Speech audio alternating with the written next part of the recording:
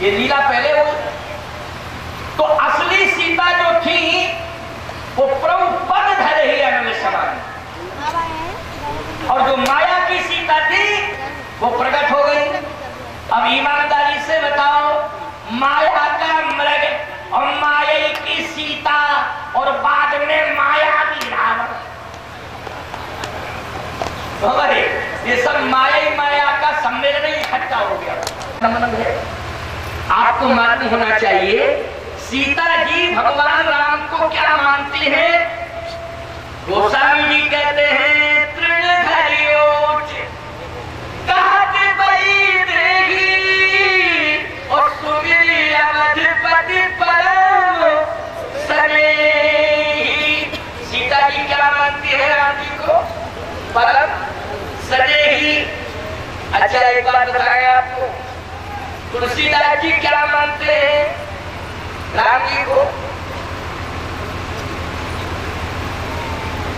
तुलसीदास जी भी बंद होना लखन बई देगी जो तुलसी के परम स्नेही, जो तुलसी के परम स्नेही। मालिक ने कहा संत भी परम स्नेही मानता है भगवान को, और सती भी परम स्नेही मानती है। क्यों? सीता जी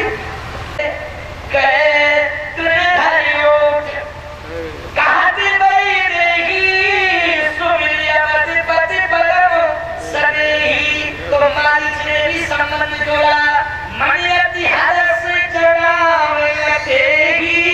वो आज देखी हो परम स्नेही, आज देखी हो परम स्नेही। बोलो क्या कह रहा है मालिक? आज देखी हो परम स्नेही। ईमानदारी से बताओ, सीता जी किसी की ओर देखती नहीं है, लेकिन जिसका राम जी से संबंध होता है उसकी ओर अवश्य देखती है। इसलिए सीता जी किसी की ओर देखती नहीं है, लेकिन नबी की ओर देखा। क्यों देखा? इसलिए देखा कि मैं अपने स्वामी को परम स्नेही मानती हूँ और तुम भी मेरे स्वामी को परम स्नेही मान रहे हो, इसलिए मैं तुम्हें स्वीकार कर रही हूँ, इसलिए मैं तुम्हें बार बार देख रही हूँ। इसलिए सीता परम रुचिर मृग देखा, वो अंग अंग तो मनोहर भेखा। सुंदर रंग मनोहर। सीता जी प्रार्थना करती हैं, इसका आप वर करो, इसकी चरण मुझे चाहिए। भगवान राम ने मना किया, सब किया, बहुत सारी लंबी कथा, लेकिन अंत में भगवान को उस मृग के पीछे भागना पड़ा। जब मृग के पीछे भाग रहे थे प्रभु श्री राम, तो रावण देख रहा था। जब सुरक्षा में लक्ष्मण जी है तो रावण सफल कैसे हो सकता है? भागे तो राम, लेकिन लक्ष्मण को सुरक्षा में छोड़ गए। अब लक्ष्मण कैसे गए? तो रावण ने उसी समय जो है माया का वारिस मालिक से डायरेक्ट कहा, सुनो एक काम करना, क्या बोले मरते समय तुम मेरे मामा हो, अंत समय कम से कम भाग्य की बातें मान लो। हाँ लक्ष्मण कहना, क्या कहना? हाँ लक्ष्मण कहना।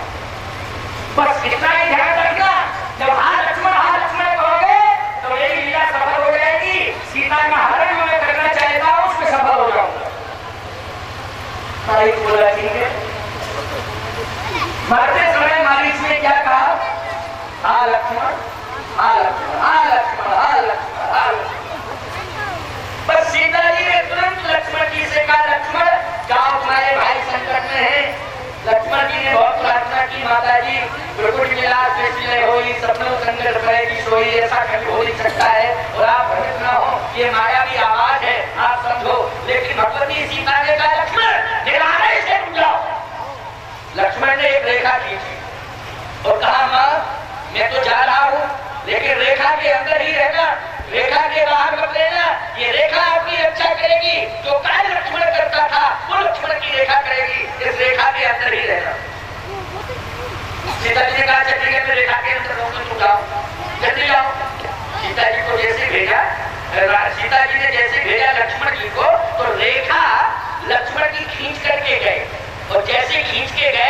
रेखा को आदेश देगा, सुनो मेरी माँ की रक्षा करना, अगर रेखा तूने कहीं त्रुटि कर दी तो याद रखना मैं लौट के आऊंगा, रेखा तुझे मैं शापित कर दूंगा तुझे मेरे, इसलिए ध्यान रखना मेरी माँ की रक्षा करना। रेखा कहती है हाथ जोड़ के, नहीं नहीं मैं रक्षा करूंगी, आज्ञा का पालन करूंगी, ऐसी कभी भूल नहीं कर सकती हूँ। लक्ष्मण जी गए, जैसे गए रेखा को खींच के गए, रावण साधु का वेश बना के जैसे आया तो रेखा बीच में है, देखो जहां कुटी बनी है तो कुटी के बाहर रेखा है, अब रेखा के अंदर सीता जी को रहना है, रेखा के बाहर रावण है। और जैसे ही साधु वेश ने कहा मातु भिक्षाम देहि, मातु भिक्षाम देहि, क्या भिक्षा मिलेगी? सीता जी ने कहा क्यों नहीं मिलेगी, अवश्य मिलेगी। माताओं की एक आदत है कि भीख मांगने वाला कोई आ जाए तो ये मना नहीं करती, मना नहीं करेंगी, दे देंगी, जरूर देंगी, रुपया पैसा दे देंगी, भोजन होगा भोजन दे देंगी, मतलब दरवाजे से कोई विमुख होकर के नहीं जाएगा, ये इनकी मान्यता है, इनकी मर्यादा, अच्छी बात है। लेकिन इस बात का ध्यान रखा करो कि देने वाले को ना तो घर के अंदर बुलाओ और देने के लिए ना तुम घर से बाहर जाओ, देहरी के अंदर ही रहो, वहीं से जो देना लेना हो दे दो, यही है देहरी। रेखा मानी होता है देहरी, रेखा मानी क्या होता है, देहरी। हमारे यहाँ पहले मकान का निर्माण होता था तो देहरी जरूर बनाई जाती थी, तुम्हारे यहाँ क्या कहते हैं उसको, देहरी कहते कि नहीं? और आजकल के आर्किटेक्ट कितने हैं, देहरी साहब, क्यों किसी नक्शा में देहरी बन के आती है, बोलो आती हो तो बताओ, नहीं आती है ना, देहरी साहब। देहरी का मतलब क्या था, संकेत था कि देहरी के बाहर रहो, आवाज लगाओ कोई है अंदर, आवाज अंदर से आएगी, अमुक व्यक्ति है, अमुक नहीं है, ये है वो है। लेकिन अब देहरिया ही नहीं है, अब तो आवाज ही नहीं लगना है, क्योंकि रास्ता क्लियर, उसमें कोई गति अवरोधक ही नहीं, क्यों भाई, कोई गति अवरोधक नहीं, इसलिए सारे के सारे संकेत हुआ करते थे। तो देहरी एक मर्यादा है, जैसे कहा मात भिक्षाम देहि, भिक्षा दे सकती है क्या, हे माँ मैं भूखा हूँ, आज मुझे भिक्षा चाहिए। सीता जी ने कहा ठहरो ठहरो मैं अभी देती हूँ भिक्षा, और जैसे ही टोकनी में फल रखे थे उन फलों को लेकर के हाथ में सीता जी जैसे ही गई तो बस रावण से कहा लो लो भिक्षा लो, महात्मा लो। जैसे ही भिक्षा देने लगी तो रावण कहता है कि भिक्षा आपको देना है, हाँ तो रेखा के अंदर आकर के भिक्षा ले लो, रेखा के बाहर में नहीं जा सकती हूँ, इसलिए थोड़ा सा आगे बढ़ो। रावण नहीं जानता था कि इस रेखा में क्या प्रभाव, जैसे ही बढ़ने लगा तो एकदम अग्नि की विशाल दीवार खड़ी हो गई, बहुत बड़ी ज्वाला अग्नि की प्रकट हो गई, मानो अग्नि की दीवार खड़ी हो गई हो, और रावण को जलाने के लिए संकल्पित हो गई हो रेखा कि तूने अगर रेखा के अंदर आने का प्रयास किया तो मैं जला करके तुझे खाक कर दूंगी। रेखा ने जैसे ही संकेत दिया तो रावण पीछे हुआ, उसने सोचा ये तो करंट सिस्टम है, बैक हुआ तो बोला मैं रेखा के अंदर नहीं आ सकता, अगर आपको भीख देना है तो रेखा के बाहर आओ। सीता जी ने कहा यही मजबूरी है। मैं बिलखने लगा, ठीक है तुम्हारे द्वार से एक यति एक भिक्षुक निराश होकर के जा रहा है, आज उसे भिक्षा भी नहीं मिलेगी, जा रहा हूं। बस जाने लगा, जैसे ही जाने लगा तो सीता जी को कुल की बात याद आ गई कि हमारे कुल में मांगने वाले कभी मना सुन के नहीं गए, बड़े से बड़े संकट आए लेकिन मना सुन के नहीं गए। मैं उस कुल की कुलवधू हूँ, भले ही मैं अयोध्या में नहीं हूँ लेकिन कुल का धर्म जहाँ भी रहूंगी वही निभाऊंगी, इसलिए आज मुझे कुल का धर्म निभाना चाहिए। रोका सीता जी ने, ठहरो मैं रेखा के बाहर आ रही हूँ। जैसे ही रेखा के बाहर आने के लिए किशोरी जी ने संकेत किया तो रेखा कहती है नहीं नहीं, रेखा के बाहर निकलना उचित नहीं है, ये मायावी है, ये छल कर सकता है, ये कपटी है, इसलिए रेखा के बाहर नहीं रेखा के अंदर ही रहो, हमारी प्रार्थना है। सीता जी फिर बैठ हुई।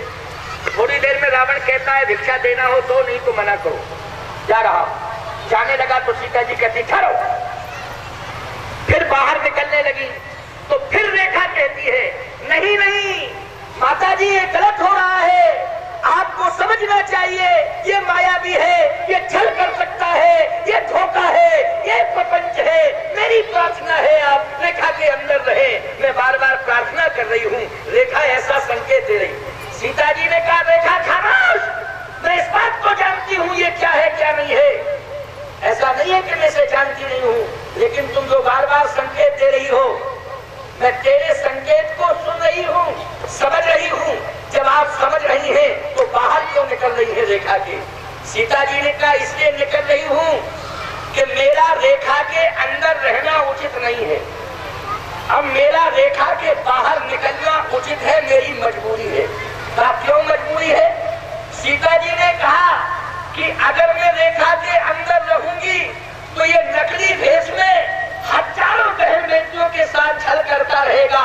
अगर मैं रेखा के बाहर निकल आऊंगी तो भले ही अपने आप को संकट में डाल दूंगी, लेकिन इसकी असलियत प्रकट कर दूंगी, जिससे बहन बेटियों की समाज में इज्जत सुरक्षित रह सके। इसलिए आज मेरा रेखा के बाहर निकलना उचित है, इसलिए आज मैं निकलूंगी। और सीता जी तो वो तपस्विनी है जी, लीला जगत में कुछ भी हुआ हो, हरण अपहरण, लेकिन ईमानदारी से बताओ रावण ने प्रयास कितने किए लेकिन सफलता मिल पाई? मिली हो तो कोई माई का लाल बताए। और तब रावण ने जो रूप दिखावा, असली रूप में आया, अट्टहास करने लगा, बोला मेरी बहन के नाक कान काटे थे तुम्हारी उपस्थिति में, तुम्हारी उपस्थिति में मेरे बहन के नाक कान कटे थे। मैंने पूरे रघुवंश के नहीं, पूरे चराचर के नाक कान काट दिए हैं तुम्हारा हरण करके, रथ में बिठाया। क्रोध बंत तब रावण लीन सिरथ बैठाए, चला गगन पथ आतुर भय रथ हाके न जाए। रथ में बिठाला, रथ आगे बढ़ा। अब आप कल्पना करना, चराचर की माँ है और चराचर की माँ ने सारे चराचर को ये संदेश सुना दिया कि तुम्हारी माँ जा रही है, तुम्हारी माँ जा रही है। कहा कैसे? सीता के विलाप सुन भारी, ओ भय चराचर जीव दुखारी। ईमानदारी से बताओ, सीता जी के विलाप को सुनकर के भय चराचर जीव दुखारी, चराचर के जीव दुखी हुए कि नहीं होते? एक बार आपसे पूछना चाहता हूँ, चराचर में जनकपुर आता है कि नहीं आता है? हमारे गांव में तो चराचर ही में है? ये आवाज जनकी तक पहुंची होगी कि नहीं पहुंची होगी? निश्चित पहुंची होगी। इस हरण से बहुत सारे रहस्य खुलेंगे, क्योंकि आज हरण की कथा मुझे सुनानी है कि सीता हरण, तो सीता हरण में बहुत सारे रहस्य खुले। 5:30 तक कथा होगी, 40 मिनट शेष है हमारे। तो कितने मिनट शेष है? 40-45 मिनट। 40-45 मिनट में ही बहुत सारी मजबूरी है कि तुम सब जानते हुए भी, समझते हुए भी मेरी रक्षा नहीं कर पा रहे हो। क्यों नहीं कर पा रहे हो? इसलिए क्योंकि रावण के सामने आने की तुम्हारी हिम्मत नहीं है। लेकिन मैं कहती हूं कि तुम मत आओ। देखो सीता जी कह रही है मत आओ। इतना जो बहुत दबाव बनाए हो समाज के ऊपर, बहुत ज्यादा दबाव बनाए हो, अगर वो किसी की बेटी बहन के साथ अन्याय कर रहा है तो हम इस बात को मानते हैं कि समाज नहीं जा रहा है सामने, इसलिए नहीं जा रहा है क्योंकि समाज के ऊपर दबाव बनाए हुए। लेकिन समाज, अगर वो बेटी ये कहती है कि समाज की मजबूरी है कि मेरे सामने तुम नहीं आ सकते हो, लेकिन जहां मेरा घर है, जहां मेरे माँ बाप है, मेरी सूचना तो तुम जाके उन्हें सुना ही सकते हो। क्यों भाई, इतना तो समाज का दायित्व होता है कि नहीं होता है? बोलो, इतना संभव भी है, कोई दिक्कत नहीं, संभव है उसके घर में जाकर के सूचना देना। तो सीता जी कहती है विपत्ति मोरी को, विपत्ति मोरी को प्रवही सुनावा, पुरोटास चही रास खावा। अगर नहीं आ सकते मेरी विपत्ति को सुना दो जहां मेरे स्वामी हो कि रावण रथ में बिठाल करके ले जा रहा है कोई समाज में ऐसा जो मेरी विपत्ति को सुनाए? है कोई समाज में? इतनी बड़ी समाज में ईमानदारी से बताओ कोई मिला एक जटायु को छोड़ के? बोलो मिला हो तो बताओ एक जटायु को छोड़ के। एक जटायु, मात्र एक जटायु, केवल एक चराचर में। जबकि ये आवाज सुनी सबने, लेकिन सीता जी को संतुष्ट कोई नहीं कर पाया। संतुष्ट किसने किया? बोले सीता के विलाप सुन भारी और भयऊ चराए चर जीव दुखारी। दुखी सब हो गए, लेकिन मदद करने के लिए कोई नहीं आ रहा आगे, कोई नहीं आ रहा आगे, सब दुखी। एक बार एक तालाब में